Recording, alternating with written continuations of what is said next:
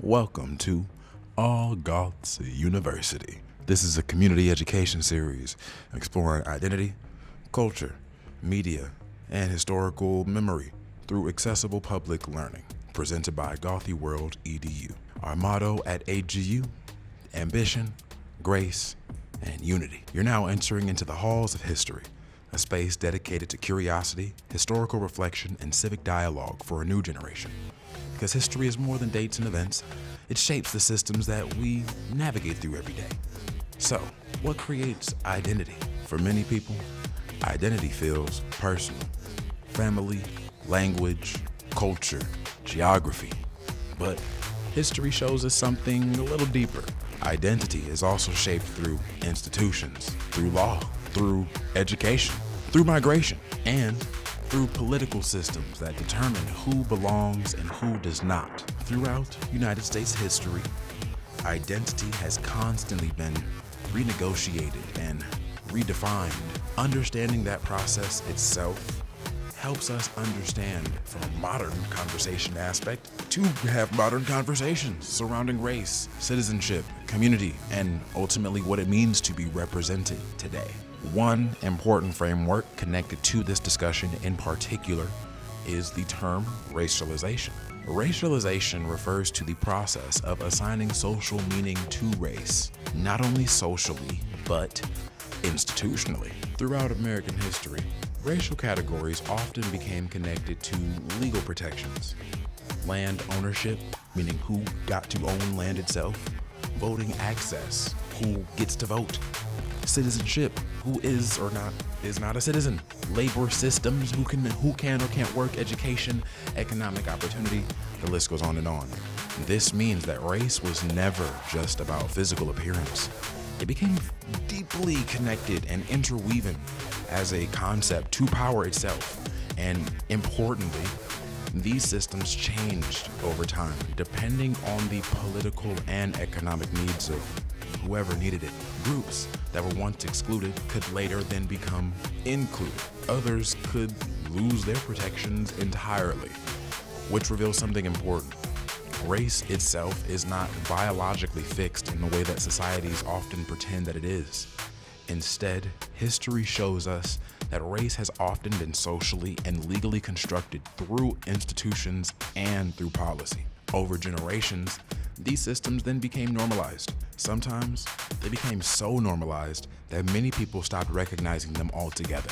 These questions became especially visible during the Chicano Movement of the 1960s and 70s. For many Mexican Americans, the word Chicano transformed dramatically.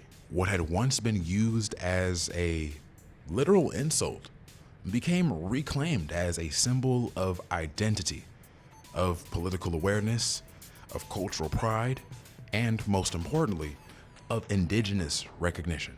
That transformation mattered because reclaiming language can also mean reclaiming narrative.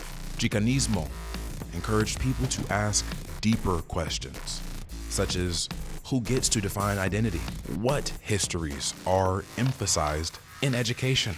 What histories are ignored? How do communities preserve culture, cultura, while participating in broader national systems? Importantly, Chicanismo was not only cultural, it was also connected to civic participation, educational advocacy, labor organizing, student movements, and historical awareness. This reflects a much larger truth. Communities often develop stronger identities during moments of inclusion, marginalization, or institutional pressure, oddly enough. To understand these developments fully, we also have to examine the Treaty of Guadalupe, Hidalgo in 1848. This treaty officially ended the Mexican-American War, and it also transferred enormous amounts of territory from Mexico into the hands of the United States. The treaty promised citizenship protections and legal rights for many Mexican residents living in those same territories that were then taken over by the Americans. However, the implementation of these promises often varied dramatically, as they unfortunately saw. As power shifted, systems of racial classification became increasingly important. Historical scholars have even documented how earlier systems, originally connected to slavery and colonial expansion, later influenced how Mexican, indigenous, and mixed-race communities were categorized under American institutions. Essentially, they already had the system ready for you. In practice, legal identity became conditional. In many situations, access to rights themselves became tied to your proximity to whiteness within both legal and social structures. And this reveals an important historical pattern. Identity was not simply cultural.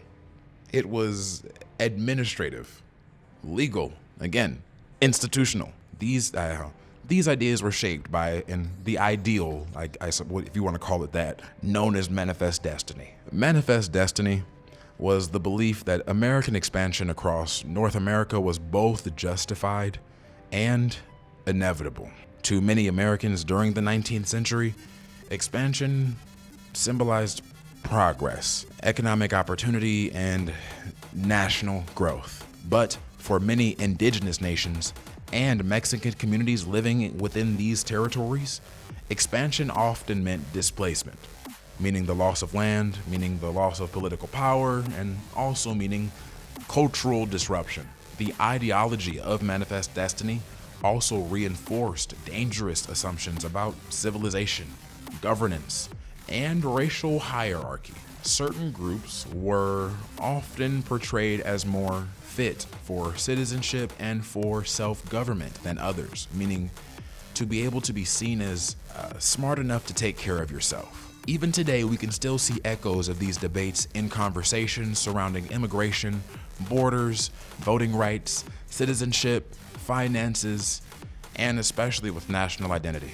History does not disappear, ever. It only evolves in its influence. One reason these conversations matter today especially is because identity is still actively shaped through institutions and especially through what you're kind of watching right now, which is a media system. The stories societies tell about themselves influence public policy. They influence public education, they influence your representation, and also your amount of civic participation. Media literacy also then becomes an extremely important tool in this environment, because the way history is framed can then influence how communities understand both themselves and each other, which is why educational access specifically to me matters. Historical literacy matters. Having thoughtful civic dialogue matters.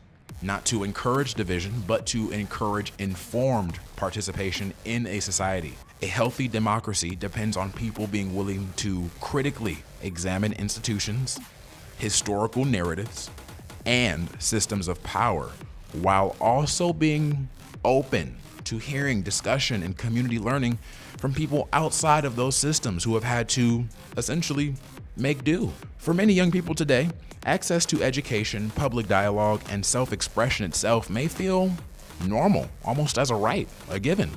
But historically, equal access to those very same opportunities that you take for granted sometimes were not always guaranteed equally across communities. Studying this history specifically helps us recognize how much effort previous generations had to invest into literally expanding educational access, civic participation, and cultural recognition from the get-go. It reminds us that identity itself also is still evolving through classrooms, through media, through conversation, through voting, through community engagement. History is not something simply behind us. It is something that we actively participate in shaping every day, whether we realize it or not. Continue learning, continue participating civilly and civically, because history is not only something that we inherit, it is also something that we shape together, again, whether we realize it or not. Thank you for watching.